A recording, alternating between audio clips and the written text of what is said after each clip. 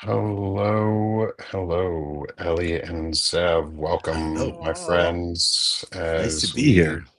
it's good Yeah. to have you. It's been a while since we have or a little while. We took last week off for Powerful Voices here on Banner and Backbone, but today we are back with a new Banner and Backbone Powerful Voices episode with Nick Perro, my good friend and co-host Ellie Leonard, and our special guest Zev Shalev of Narrative, who I've gotten to know over the past couple weeks and months. And Ellie has gotten to know over the past bit of time as well. Yep. And he's an incredible investigative journalist. He's put together a lot of work and done some really deep research. And the last time we had spoken, we had all three of us together. I had to rush off a little early on air due to an incident. So before we get into anything, my son is doing okay, everyone. His arm is healing up great. Um, and he is hopefully going to be out of his cast here in the next week or two. Oh, So wow, he's that's doing exciting. really well. Yeah, He must be he's Fast. healing. thrilled. He's healing really well, and he's very excited to be able to take his own showers and put his clothes on without having us help him all the time because he can't put shirts on over because it gets stuck on the Ugh. cast. Does he have Um, lots of nice messages on his cast? there was on the first one, but they actually cut off his Oh, first one and put a new one on, so he okay. lost all of it. So Aw. he has some messages on it, but I think he's been a little more sparse on this second one. So it's good to see everyone. Ellie, Zev. Yeah, good Zev, to do you see you mind too. introducing yourself before I hand it over to Ellie, so that everyone in the crowd gets to know who you are, real quick, and then we'll jump into it and have a great show. Sure, thanks for asking. So my name is Zev Shalev. I do a thing called narrative.org, which is spelled NARATIV.org. I just got stickers, by the way, so if you can see that. Ooh. I don't know if you can see that there. It says narrative.org. There you go. In some shots better than others. And I've been following Trump and the war on democracy, as I call it now, for 8 years. It's been a passion project. I'm a CBS News producer by it is my last sort of big job is doing the CBS News Network morning show. But I gave that up because I thought there was something much bigger in this Trump world that needed to be looked at, and it's been my passion project for 8 years. And can't believe we're still at it. Can't believe we're still at it, investigating all his corruption, his wrongdoing, and who's funding him. Well, it's amazing to have you, Zev. So thank you. And I'm glad you're doing the work that you have been doing, and being able to connect you and Ellie together on that first time, and now get to have you guys back. So Ellie, Yeah. Zev, this is really more your show than mine for this because I Uh-oh. I love adding points in, but I wanted and guiding this discussion. But it's really your insights that so many people are here for because you guys are both really steeped in this and really, really strong, powerful voices that are bringing the truth. And that's what we're here to do is bring the truth, bring light to people protecting pedophiles. And right now, specifically what's going on with, as I've called the pedopal mafia.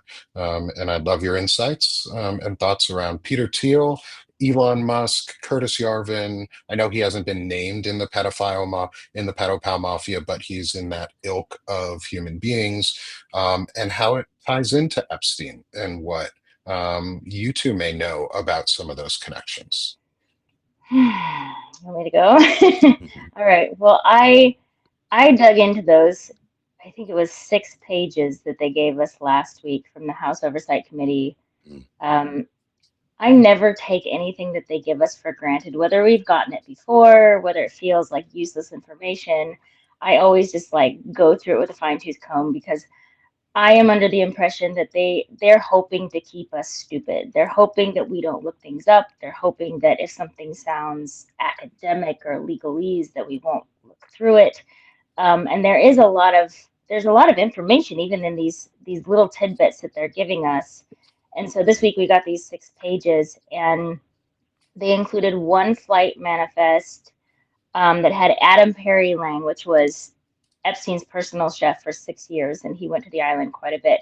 He is someone who needs to be subpoenaed. He was with Epstein all the time. He went on almost all the flights. And then you had two things. You had the financial ledgers. You had 2 pages of financial ledgers, and you had these itineraries, these emailed itineraries from Epstein's emails. And I don't know who was sending the emails because they redacted who the emails were from. They spelled Jeffrey Epstein's name wrong. They spelled it with 3 F's. But they, I think the big bomb that came out of that was, I mean, and it sounds so innocent, but is Elon still coming to the island this weekend? Just very innocently. So we don't know if he actually went, but we know he was invited. And I had even people on Substack who are, we're all kind of aligned, I would say, probably politically, but even they were saying, well, just because he went doesn't mean he participated in anything. And maybe so, but the guy has 14 kids and he has like a penis implant and you know what I mean? Like He does. A harem of he wives. does. He has a broken penis implant that multiple women have brought up, multiple baby mamas have Wow. brought up. Yeah, so it's like something I don't. I yeah, do there know you go. that. Thank you. Gender affirming care, right? The So most affirming.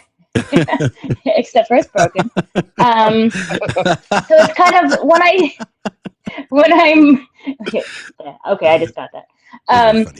When I think of those things, I don't think of someone who would innocently enter a very sexualized situation and just go there to relax on the beach. That's just. I mean, I don't know if he was, if you ever went to the island. I don't know whether he'd be involved in any of those things. He does have a voracious sexual appetite, no doubt. But, just because he was in the island doesn't mean he would participate in an orgy or whatever it is that we're doing down there. I mean, Elon Musk was a target of Jeffrey Epstein for other reasons, not just because he was a famous person. Elon Musk was a target of Jeffrey Epstein's because he was part of the tech mafia, because he wanted to get insider information about what was going on in Silicon Valley so that he could pass it on to both Israelis and the Russians. His interest in both the nuclear sciences area and in the Silicon Valley was because of the technology and because of the learnings that they were doing, less about the politics. So there was certainly whether he would have blackmailed them or just funded him or wanted to be in association with him, who knows? There is another, and I'm just trying to find it here, but I can't. It's not right in front of me. But there was another time that Elon Musk and Jeffrey Epstein were involved in a dinner together. So there's some record of them being at least in the same vicinity before. And there's that famous picture of Ghislaine and Elon, which he claims wasn't real and photoshopped or photobombed. But either way, it stands to reason that Jeffrey Epstein would have been very interested in Elon Musk and that their connection would have been very likely. He had connections to lots of other big names in Silicon Valley, from Mark Zuckerberg to Bill Gates. Any big name you can imagine. Certainly Peter Thiel, we've talked about before, and we'll talk about some more now. But so this guy's it would certainly fit the profile of of a place that he had been invited to, and certainly be a target for Jeffrey Epstein. I do think there's a level of innocence, I guess, with some of the people in proximity to Jeffrey Epstein, but like this was 2014, so this was 8 years after he'd been convicted on sex crimes and was a level 3 sex offender and had been accused by 36 underage girls. And not that he wears that on a t-shirt as he walks around, but I'm assuming he would have had some kind of reputation that preceded him when dealing with a lot of these people. And it makes me wonder why someone like a Bill Gates or Elon Musk would put themselves in that circle, potentially knowing. I mean, absolutely. It's kind of stunning. All the people that were around him during the period after his release is quite stunning. I mean, he was well known what he was in jail for. Now, it wasn't that big a deal in terms of the crime level, but his general reputation preceded him, as we found out from that 50th birthday book as well. So it's certainly, it's not like it would have been a surprise. Certainly, Elon Musk may not have gone to the island. Maybe that was the reason he didn't go to the island, because of the reputation. But it's amazing to me that after his incarceration and after it became known what he was involved in, that people of fairly good reputations around the Hamptons or New York, wherever, found their way to be with him at various social events, and we're quite happy to talk about him publicly. It blows my mind, really. Yeah, I agree with that. Something else that I wanted to think about is back to these documents that were released. They released 2 pages of ledgers, and now we know, what is it? Is it something like $4 billion of wired transactions that they're digging up? Is that number right? I've heard that number from the senator Wyden. Yeah, I Wyden. I believe it to be true. I think there was a Yeah. lot of money being laundered in and out of Jeffrey Epstein's bank accounts into all sorts of ventures. That's how he ran. That's how he did a lot of his criming. There's a lot of his criming was really around money laundering. It was not around Right. the human trafficking. Although we focus a lot on the human trafficking, so that Right. number's probably right. It could be way more, actually. Okay. So Well, and he had quite a lot of bravado about the financial dealings that he did that were very underhanded. Because if you look back at some of the older articles about him from the early 2000s, he talks about it kind of proudly, despite other people going to prison basically on his Yeah. behalf. But so they released 2 pages of these ledgers, and the interesting things you can go through and kind of add up and do the math, and it's a lot of money coming in and out. But there were 2 unredacted that were payments for $200 each for massages for Prince Andrew, Mhm. and which I found very interesting because every young woman who came forward and spoke up said that they were paid $200 to either recruit or to give a massage, and that was the most money they'd ever had. And this kind of validates what they're saying, and it's interesting that they would put massage for Prince Andrew right in their ledger. You would think they would have been more subtle, but again, it's back prior to them thinking they could be caught for anything, and they were probably quite brazen about the things that they wrote down. Yeah, and a massage could have been a massage for all we know. It's still fairly Right. innocent. But you're right. I mean, now in hindsight, it's so obvious. Everything sort of gets a second meaning, and it's really gross, really, when you think about it. And it's no, I've been reading about Prince Andrew's estrangement again now from the royal family, courtesy of Prince William over the last few days. I mean, that's certainly the rumor around the royal family is that Prince Charles has been trying to return Andrew to the inner circle, but William is now pushing against that because he just Yeah. can't understand how that's even possible in this environment. Right. Right. It's obviously a big issue for the royal family still, and interesting Sure. that they would publish that as well, because it sort of must stick in the it damages relationships, I would Right. imagine. Right. And British tabloids are just they're so much bigger and more than US tabloids. I mean, and some of their biggest main newspapers in England are actually tabloids. So we think of like the New York Times and the Washington Post. They have newspapers on that level, but they are tabloids. And the royal family works with these publishers to decide what goes out in the headline. So it's a very, I had worked on a project for a film with Harry about 3, 4 years ago, and he Yeah. talked about the level of interaction between the palace and the tabloids, and it's really, really interesting. But what we know about Prince Andrew, I think we've sort of taken the reins and we've talked about it in the US, but just this week they were railing against Fergie in a way that I don't think they have at the level that with Prince Andrew, which I again find interesting. The women tend to bear the brunt, but she, according to Ghislaine and these interviews that Ghislaine gave, had a crush on Jeffrey Epstein, and you can very much hear in Ghislaine's voice how jealous she was and how possessive she was of Jeffrey Epstein, even though they claimed to have only dated for a short period of time, whatever. But she was very possessive about the women who came in and out of his life, and one of them was Fergie. And so it's been known for a long time that Fergie had a crush on Jeffrey Epstein, but it came out this week and people were just horrified and are ready to cancel her. And I just wanted to be like, yes, she did, but you have Prince Andrew over here. Like, let's focus on Prince Andrew, who was her husband at the time and the things that he did that were actual crimes versus proximity to a criminal. It's hard to. I wouldn't know how to thread that, except to note that Andrew and Ghislaine grew up together.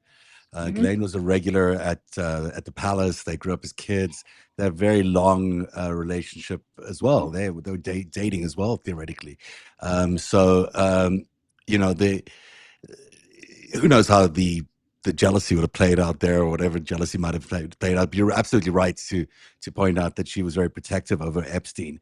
It's hard for me to tell whether it's because her dad had anointed sort of Epstein as the heir apparent, or whether he was appointed because she had such a crush on him. It's hard to tell, but regardless, it was she obviously held.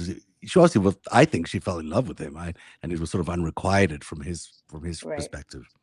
I think she was just thinking one of a number.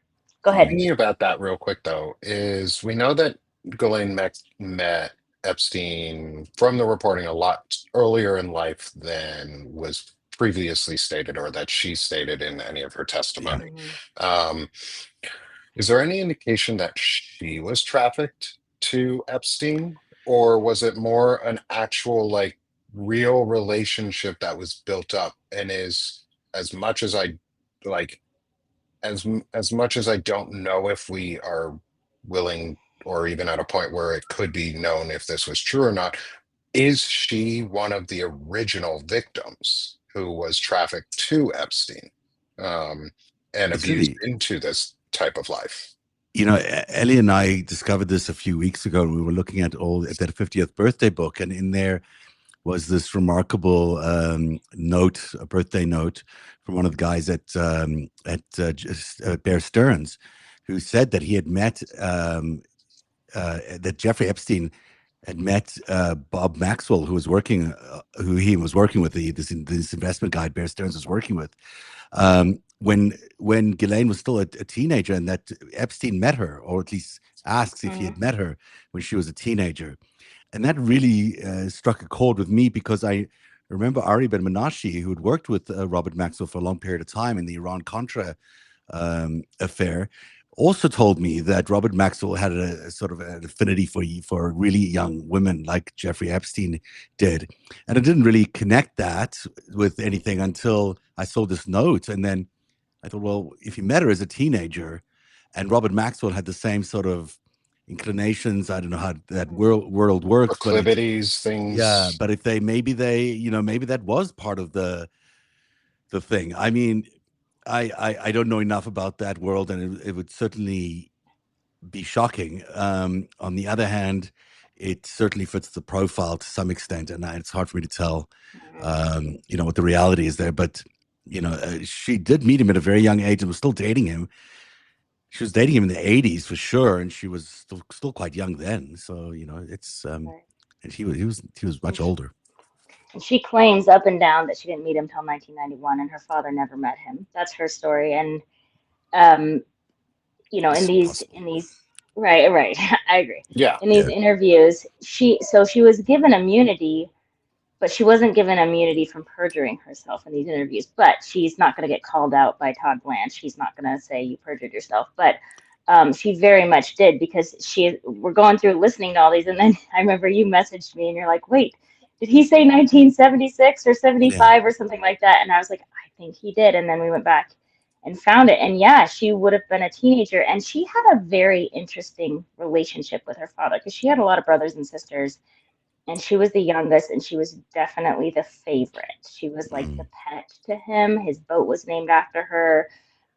There were some probably weirder relationship things there. I don't know, I have no details or no evidence of anything, but um, I don't think it's unlikely. I know her mother was pretty stable. Like, her mom was a pretty stable, like, great advocate for Holocaust history. Like, she did some really, really great things. But I think she was very separate from that life of her husband and the things he chose to I do. mean, Robert Maxwell was not a nice guy. and I think he was a particularly nice husband either.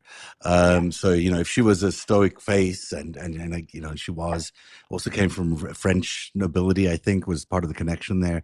I suspect. I suppose that can't have been an easy marriage. Right. He was a womanizer. He was always running around the world. He was, loud and berating to everybody. I'm sure it wasn't different at home. Um, but in terms of Ghislaine and Jeffrey, it's just not. Unless Ari Ben Menashe is completely lying, and there's no really reason to be lying about this note that she met. He met Jeffrey Epstein from Robert Maxwell when Jeffrey was dating Ghislaine in the UK. So Right. there's too much going on to focus people's attention on them having met in at least the 80s. Now this new thing suggesting they might have met in the 70s. I mean, it seems pretty likely that's she's not telling us the truth about how they met. Right. Which Yeah. says more about the where did Robert Maxwell's money go, and how Yeah. did Jeffrey Epstein end up with some? I mean, that speaks more to that they had a greater Absolutely. connection. You're so right about Yeah. that, because that really is the cover story, right? The cover story is they just met in 91. Now, if that's not true, then it opens up a whole Pandora's box of, well, where did you meet? When did you meet? When did Jeffrey Epstein get to meet Robert Maxwell? What was he doing in London all this Right. time with Robert And Maxwell? What why arms lie deals were they about it? involved in? Yeah, Right. Yeah. I mean, it's like, Well, and two, if you are, and I'm not playing devil's advocate. I am, but I'm definitely not advocating for her to not have responsibility for her actions. Just so anyone in the audience is clear, we have to be willing to ask the question though, is she a victim too? Was she one of the original victims for Epstein? Like, was this sort of a trade from Robert Right. to Epstein in a way to become business partners? Was he almost sold his daughter to him in a way, as a, maybe not even as a tool of Like sex, but as a tool in a general dowry. to be Right. used? Yeah. And she is a manipulative liar, which is also a trauma response to being abused your entire life. Is she has been manipulated into protecting Epstein. I don't think she is forgivable for any of for accountability, though we have to be willing to ask, especially if we want to believe people of their stories and survivors. If she's a survivor too and has a story to tell, it may be worth learning about if she was ever willing to get past the trauma of what she might, possible trauma that she might have, or on the other side of it, is she was a fully complicit victim or fully complicit actor as an adult during it. And both can be true. yeah. Um, In Right. fact, most I often likely go together. You do often get Yeah. people who are victims of child abuse becoming abusers themselves. Right. It's an important point you're making. It doesn't excuse any of the things that she did, but it certainly adds context to her and her devotion to Epstein, which I have struggled to understand all the time, because it's so long lasting and it's so even present Yeah. today, and I don't understand it. I think she visualized him like her father. I really do. I think that was the connection, is he was like an arm of her father. Her father was gone. But my question with the timing of when she met him is, if it's an innocent meeting that she met him in the 70s, then why would she lie about it? Like, what's the purpose of lying?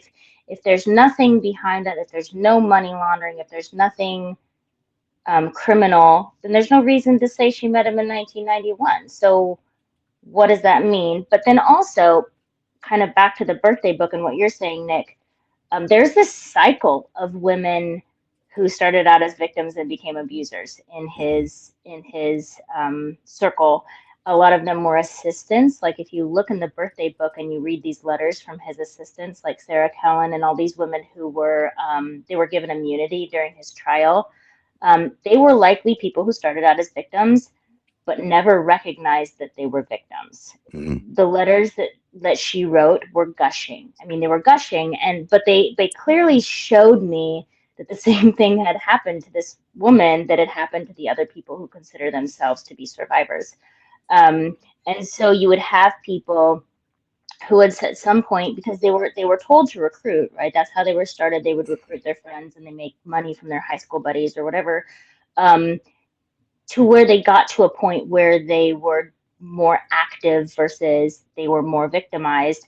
And then, but that was also a threat that he used against them was, if you say something, you've participated in this too, and you will go to jail too. Yeah, and for many of them, it was still even though it's hard to fathom how, but they found it as a career path. They found it as a way out to an exciting world and a different world that they would never have had access to. They did credit him with giving him education, not excusing anything he's done, but or did. But there's an element of the sort of an old school kind of paternalistic old way of thinking of things. Stockholm syndrome. Yeah, and the Stockholm syndrome as well. But it's not inconsistent, with the royal family, and it's why I always that alliance between the royal family and Jeffrey Epstein or whatever it was, their relationship is fascinating to me because there's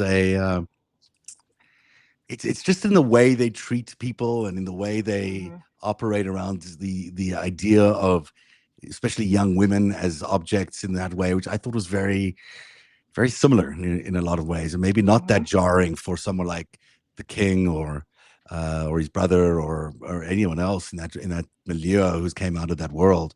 I don't know if it was that. I think it's sort of that's just how they did things. They probably might still even do things. I don't know. Right. And I wrote an article, I don't know, maybe a week ago about the restaurant Cipriani, which I had brought up to you, Zev, and how like Epstein is a style of person. There were several Epsteins when you think about like Harvey Weinstein and people like that. And there was this network of young women, especially models, right, brought in through the modeling industry, and these older kind of executives, older white executives. And this was very cyclical. This happened all the time, and especially in the early 90s, right, before we started to standardize how you treat women, how you treat young girls. What are the rules? Where are your parents? Supervision. And so there were probably a lot more victims, a lot more perpetrators than we're considering right now. And again, brought in through the modeling industry, which I'm hoping to dig into next, because that just seems to be this common denominator that comes up and comes up. And it's something where they could bring girls in from usually Eastern Europe, or they could tempt girls who come out of like foster care in the US and say, you're really pretty, you could be a model. What do you say? That was I remember as a kid thinking that would be the greatest thing ever, to be picked up by a model. You know what I mean? Like that was just like the ultimate goal of a 13-year-old girl. So that's something that I would like to dig into more, because I think nobody has investigated the modeling industry. Yeah, I've been doing a little digging lately too, because it's kind of coming up to where I am in the story of the greatest heist. But look, this was more than just a couple of people. This is a way of being in New York, and it still is a way of being in New York. These power executives hold a lot of influence, a lot of power. They all know each other. They lord over New York like a mafia group. They all know who they can hire, who they can't hire, who's done someone wrong, or who's done the other person wrong. So there's blacklists, there's all sorts of things, and in and amongst that is this. Is keeping the secrets. You're in the, I used to call it the Citadel, but it's just like you're allowed in the Citadel on one condition, that you don't reveal the secrets of the Citadel. The minute you reveal the secrets of the Citadel, you'll be kicked out pretty quickly. And so that's in terms of access to that group of people, one of the ways in for any girl around the world would have been through a modeling agency, whether it's Casablanca's modeling agency or Trump's or Epstein's, whatever. These were the way these girls would find access to a lifestyle that was vastly different from their own, opportunity to make a fortune, opportunity for fame that would otherwise really be almost impossible to get to. Right. So even though it might have been, people might not have said it was about the sex or whatever, coded modeling, whatever. It was about sex too, but it was also a path for everyone to get, for them to succeed as well. And many people who are famous today took that path. Right. And it's the irony is, if you think of Melania Trump, she probably came into Trump's world through the exact same path as all these girls. Like, It's one of the only I'm not, paths that you could get in there. I mean, really, right. that the beauty pageants, in the gay world, there's another sort of path that people get in there. But in reality, it always all still revolves around sex. It's all still, it's how, it's what you can do for the biggest names, the most expensive, accounts, the biggest wallets in New York is how you can get ahead. Right. So And go ahead. Go ahead, Nick. before we go any further, one of the things we talk a lot about are the girls because they're the ones who've come forward now as women, the survivors who were girls. We don't really ever hear about boys um, being peddled through this, the influence campaigns that could have been used in those ways. Mm.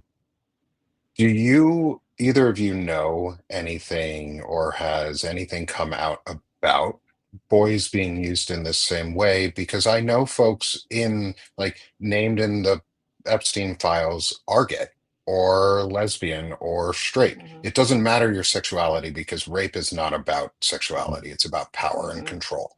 Um, and we know that's really the big thing billionaires and these types of people value the most is power and control.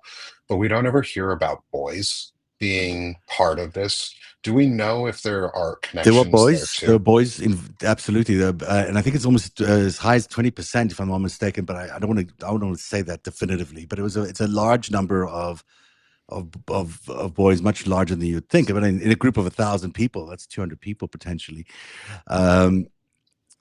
Were they how they were used is I don't know. There's lots of rumors around Epstein being gay himself, that his actual, lifelong love was Wexner, which I still am struggling to completely understand. But I think the Wexner group also held an association with Abercrombie and Fitch, and we know that the owners of Abercrombie and Fitch are facing their own legal scandal around this very thing.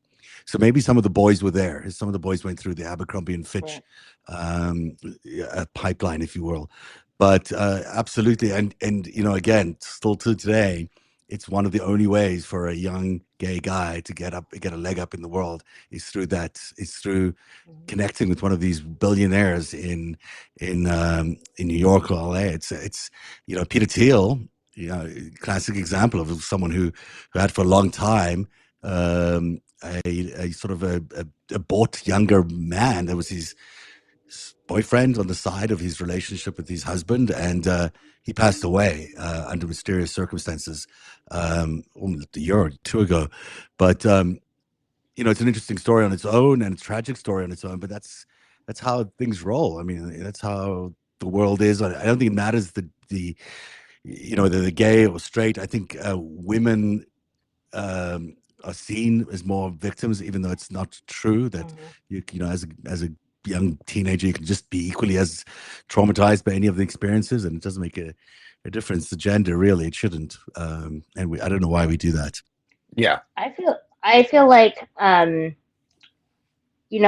some point Jeffrey Epstein was so sexualized that he didn't really care person, girl, boy, machine. Like he just didn't care how he got what he got. He just needed to go through the motions. What was it? 3 times a day, I think is what he said. Like he had to have an orgasm 3 times a day. Like that was just like, I don't think he cared how that happened.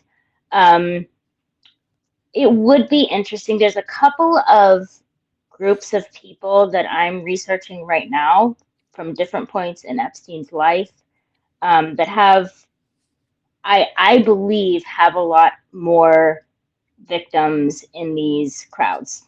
And I'm making spreadsheets of names, and I'm hoping that I get to talk to people. But it would be really interesting if you started seeing boy or male victims come forward, because I think when you deal with a lot of these very powerful, very rich, very white men from New York City who were in their heyday in the 90s when young girls were just like a dime a dozen, they still don't see why that's wrong. They still struggle to feel accountable for those actions because they probably look back very nostalgically at that time.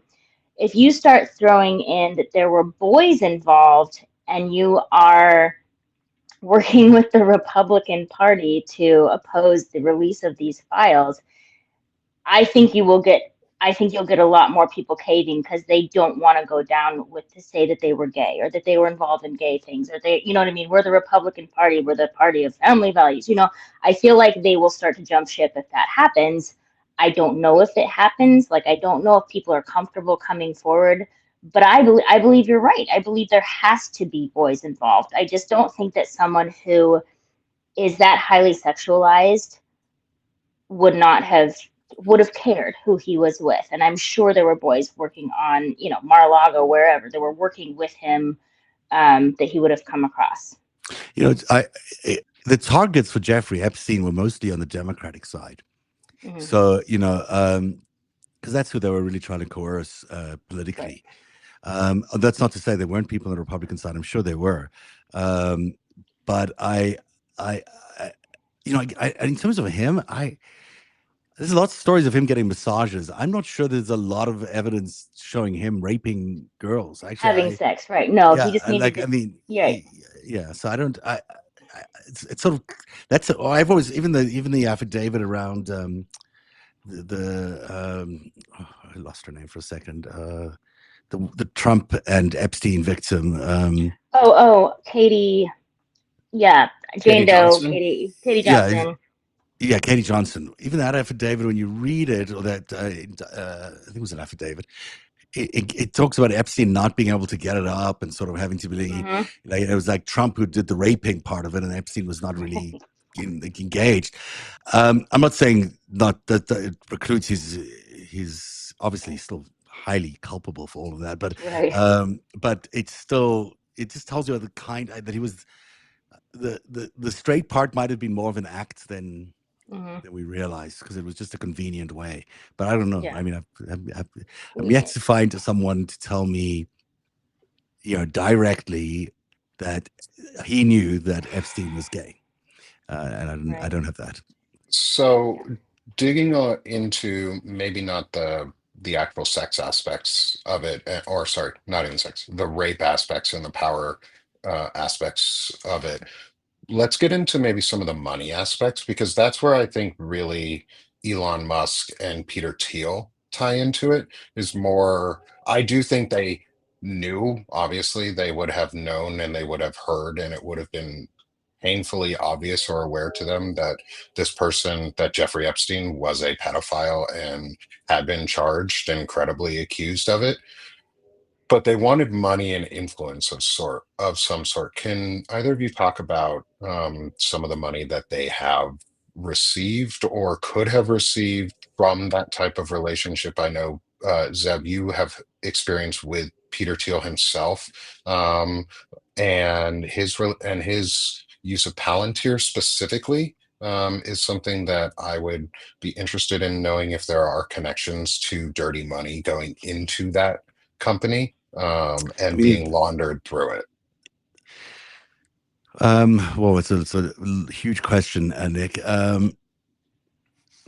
So the money that I found originally that connected to Peter Thiel to Jeffrey Epstein was through this company called Carbon, which I think I've spoken to you about before. Was a sort of a pretend company for 911 call centers that was going to help 911 call centers identify a caller by matching their information to databases of the government. In reality, it was sort of a surveillance effort by the Israeli IDF's 8200 to surveil Americans. And it was fronted by a lot of Israeli Defense Force 8200 types. And strangely enough, and in there was Jeffrey Epstein, Peter Thiel, and Ehud Barak amongst the investors. And that's the first sign of their connection that I found. But I know that over the years, Thiel has invested heavily in Epstein's projects, and maybe vice versa. I think vice versa. And I'm yet to dig into some of the stuff about Palantir. Look, Palantir was first funded by the CIA. It was funded by In-Q-Tel. So, you know, was it In-Q-Tel that did Palantir? I think so. Yeah. Am I right there? I don't remember on the Yeah. originations of Palantir. I just know that they got Peter Thiel. and I think Curtis Yard. No, I don't know if Curtis Yarvin was part of it. Yeah, I'll look up the.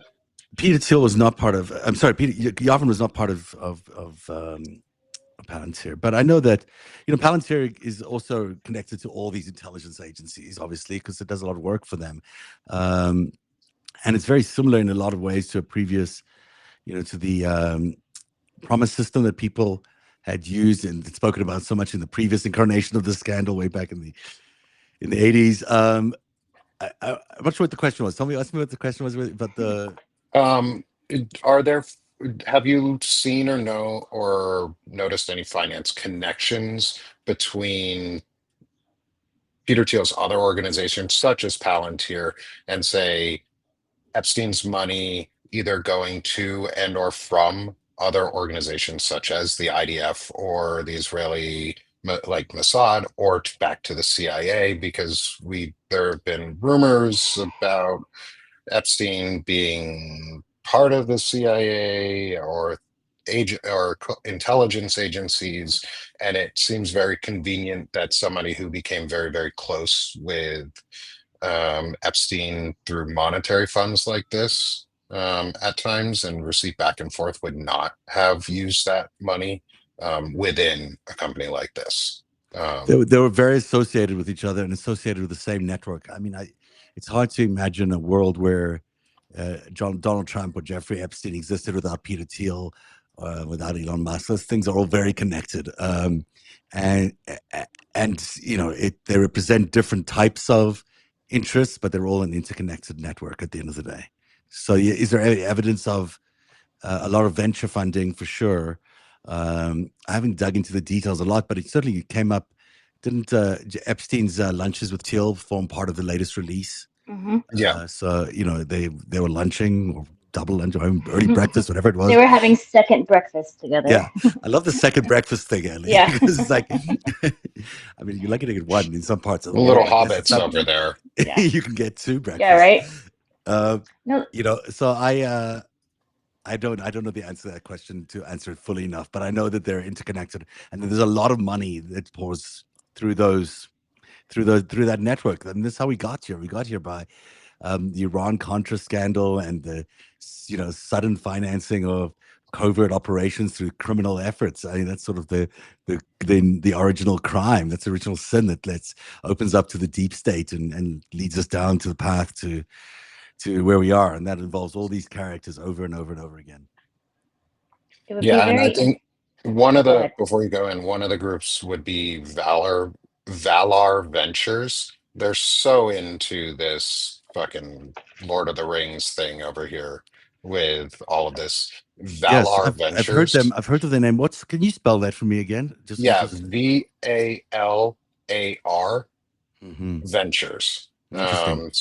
And the Valar I believe, were the elves. And living forever. And the Palantir is the all-seeing eye that is corruptible by powerful magic, which powerful bad magic, i.e., Teskriel and Palantir and Peter Thiel and a death cult. Right. Yeah, the Wow. Valar were the gods. Wow. So very high ego going on with the naming. Yeah, absolutely. I got to look that up because it reminds me of another name, but I don't want to say it out loud until I've double checked this. But there's absolute. I've heard of that name in terms of the funding of these organizations. This is a lot of old money as well. A lot of traditional money that flows through Peter Thiel, flows through all these other people in this network. It's there are many famous names involved in Epstein's financing world. Yes. Royal names included. Yes. So I was just going to say, so I have been very slowly vetting the Black Book because it's very coded. It's a lot of nicknames and misspellings and calling someone Chuck when they're actually like Prince of some country. You have to Right. really dig. But 90% of them are financiers. And why anyone would need to know that many people in the financial world globally is a pretty big red flag. But then what I was saying to you is there's a whole lot of shipping and a whole lot of storage and a whole lot of financial. and these things just keep coming up as a pattern over and over and over again. And for a long time, I was thinking, is Jeffrey Epstein involved in the mob? He's involved with Cipriani. Cipriani was involved with like the Gambino and Genovese crime families. But then as I've gone along, it starts to play out like he was his own mob, like he had created his own mafia money system. And something that I don't know how much information we could get, but is to make a list of all the LLCs and these companies that he created to filter this money in and out. Like, was it J. Epstein and Co., I think was one of his bigger ones. And if there's any, I don't know, you guys may know better than me, but if there's any ability to like FOIA financial records, whether it's through the IRS or something like that, to see how money was coming into these little tiny companies that he had, that he used a different, like every building he moved into, he would create a company to own that building, even though it was just him for every building, new name. A lot of it is in the British Virgin Isles, and I've got some of that information. I can share that with you. But Okay. a lot of it is in the, it's in that world, and that's a little bit harder to track down exactly what the accounting was like there. This is, was he a mobster? You've got to think of these things, I think, as networks of mobs, and they all, I don't know who's the boss of whom, but he is, if Maxwell got a lot of his crafts from Mogilevich, who was the brainy Don in the Kremlin world of mob, and Epstein was a heir apparent of that, plus he tutored under Adnan Khashoggi, and certainly was aware of all those money laundering aspects. And then he built up his own little operation in New York. Absolutely. And I think a lot of that money came out of Towers Financial. I think that's a huge amount of that money poured out of there, as he stole a lot from there and then closed that company, according to Hoffenberg. But, they all need each other. So they all become a network. It's why, especially if you frame it around sort of Russia's intention to destroy American capitalism, destroy America from within, it absolutely stands to reason that you'd need a network to achieve that. You wouldn't just have a Jeffrey Epstein. You'd have a Jeffrey Epstein and a Donald Trump and a Jess Staley and a whole bunch of other people lined up to, Mr. Black, Leon Black, to do this for you, because you would want to infect the entire system. You wouldn't want to just infect one part of it. And that's what the evidence leads me to believe, is that the system was corrupted by these people who were getting this easy money, this huge amounts of money from Russia. And then once they were inside, they were able to grow it, because America's a great place. Capitalism is a great place. You can make tons of money if you have some. And then they were able to, turn it into a machine that allowed them to elect the president. And now, could potentially bring down the country if they succeed. I don't think they will, but that's certainly what they're trying to do. Yeah. Well, I have to hop off, but I was going to ask one question before I went. Do you think everything that you just said is a greater reason for them to not want to release the files than a sex ring? 100%, because it's still ongoing. I mean, the financial crime is happening in real time. It's happening right now. The whole cryptocurrency thing is one giant piece of this. And that's their end goal of this whole massive heist. So whatever's in those things could reveal a lot about that, could reveal who the networks are, who the players are. And the last thing Donald Trump wants out there is that his entire mob-connected financial network is exposed to the world. I mean, that's end game right there. So I think the women and the survivors are brave to come forward and to take on this battle, and they deserve every bit of restitution that they can get and every bit of attention they can get. And I think their stories need to be told, and absolutely we need to know who victimized them and how they were victimized. I think that's the first priority. But I think from a secondary perspective, we also need to know about these money crimes and what they're doing to America's economy and how much was stolen. I mean, at the end of the day, these guys stole trillions of dollars from America, and it's each of our, each of us has a little bit of our money. It was being stolen by these guys, and maybe a lot of this money stolen by these guys. And look where it's got us. It's this corrupt presidency and this horrific administration. on the backs of our hard-earned money. And it's sort of, once you understand that, you don't view China or Russia as just being like innocent players on the board here, just competing with America. They were part and parcel of all of this. Right. Yeah. Right. And so, Ellie, I know you got to go. So I'm going to Yeah. let you hop off. Thank you so much for joining Thanks, us. guys. So nice to see you, Ellie. Yeah, it was Your nice work to is see you too, Greg. terrific. It really is. You do amazing Thank work, you. and it's done with so much heart and intention, and it's just it's always great and very useful too. So I hope people Back subscribe, at ya. and thank you. And Thank you, Ellie's guys. putting out her book too. I So saw that. please go read her book. Yeah. Her chapter It's 1 is fiction. It's just really for good. fun. No, but it's great. I think Still Substack is a amazing. terrific place to do Yeah. a book, and Substack is terrific for any number of reasons. But the book writing is a good one, and I'm glad you're finally getting to get attention to it. Yeah. Thank you, guys. And All right. thank you so much, Ellie. I'll let you drop out. All right. Talk to you guys later. Bye. Bye. And thanks, Ellie. Bye. And Zeb, I have one final question Yes. for you before we close out the show. Yeah. And I give you time to let everyone know where to find you, how to support your work. It's come up in the chat, and it's also something that I hadn't really thought about quite as much up until we started talking about it again on the financial side in venture capitalism.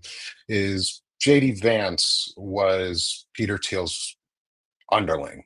Peter Thiel mentored Vance for years, and they partner close together and owned at one point, and may still own together, venture capital firms, especially ones that buy up farmland. Mm-hmm. Have you seen any information in your research around a Vance connection in all of this, and money being funneled into Vance through this network of money laundering and mob-like tactics? Nothing except what you've mentioned around that one farming company. But Vance is not he's part of this network. I mean, it's just clearly he and Elon Musk and Thiel selected him for the role. They put him into the vice presidency.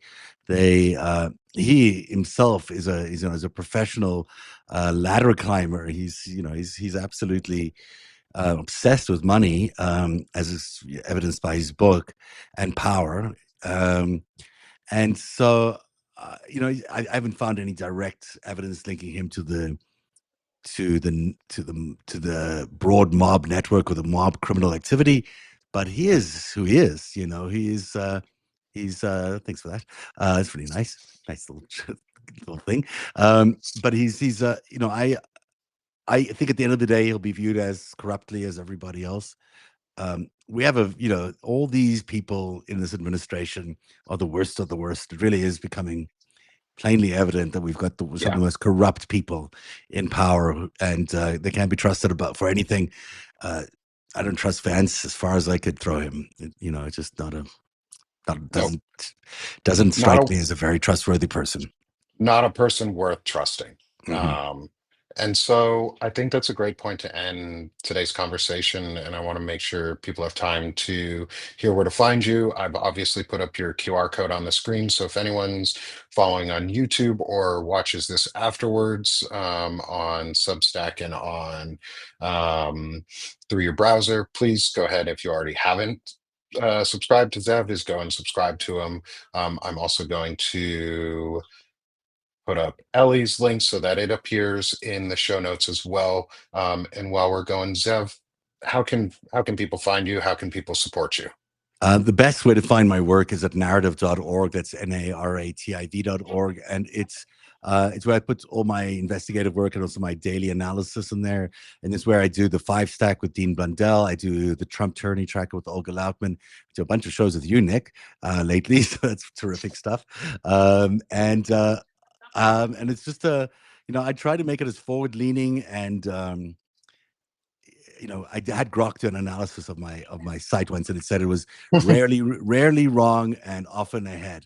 And I think that's a good estimate, a good analysis of where we try to achieve, is get you ahead of as much of the news, so the stories are coming well before they do, and allow you to prepare for how to involve yourself in those stories. Awesome. Thank you, Zev, so much for coming on with us. I'm just It's my pleasure. rotating real quick through the QR codes again for everyone who wants to be able to scan. This has been a presentation of Powerful Voices on Banner and Backbone with Nick Perro, Ellie Leonard, and our good friend Zev Shalev. He didn't ask for it, but I will say it anyways, just like our friend Dean Blundell does. Is go give Zev some money, go throw him some money, help support him, become a paid subscriber of his, become a paid subscriber for Banner and Backbone. We are nearing our 100 paid subscriber mark for Banner and Backbone itself. Congratulations. Thank you. It's a big deal. And we have officially gotten into all 50 states and have subscribers in every state. We have subscribers throughout at least the US and Canada. We love the support from both of our friends, our country and our friends in Canada. But please go give Zeb a follow, subscribe, share his work, help him out. Subscribe to Banner and Backbone, subscribe to Ellie Leonard, and subscribe to myself if you can over at Sick of This Shit with Nick. And thank you again, Zev. I will see you again soon. I'll talk to you later. Everyone in the chat, all nearly 800 people Oh, wow. or more, just about 800 people who have joined us between all four chats. Thank you all so much. Please spread the word. Keep the Epstein files in the news and what's going on, because they've shut down our government to protect pedophiles, and it's disgusting as fuck. So push back, fight back. Let's reveal the truth. Zev is one of the best at it. Ellie's one of the best at it. Thank you all, and I'll talk to you again later. Thank you so much, Nick. You're terrific. Thank you so much. And everyone should be paying for your subscriptions too, because got to get you to 200 now. Thanks, Zev. And I'm nearing 200 on Sick of This Shit with Nick. Getting just about at 150. So please come join me too. I'm happy to get your paid subscription. I'm trying to make this a full-time thing and into a full-time network, and could really use the support to get the word out. And yeah, thank you so much, Zev, and pleasure. everyone again. Talk to you all again soon, and I'll see you all tomorrow on Sick of the Show with the opinionated ogre and Jacob Summers. Sounds fun. Thanks I'll be all. there. Cheers. Thanks, Zev.